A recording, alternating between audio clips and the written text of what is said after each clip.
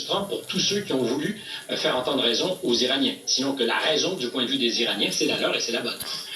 Clairement, le détroit d'Ormuz, arme économique assumée plus que jamais par Téhéran. On vous retrouve Célia Vallée, vous êtes en direct de Doha au Qatar. On a appris ce matin qu'un navire avait été arraisonné au large des côtes des Émirats.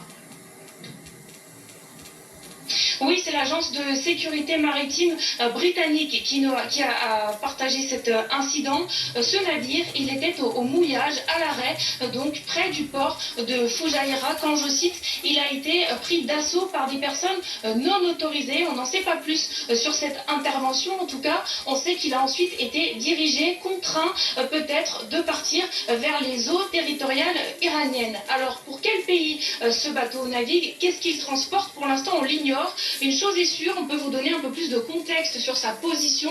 La position de ce bateau, il était près du port de Fujairah, c'est-à-dire au départ du détroit d'Ormuz. Et le port de Fujairah, il faut savoir que c'est une plaque tournante internationale pour le chargement et le déchargement des pétroliers.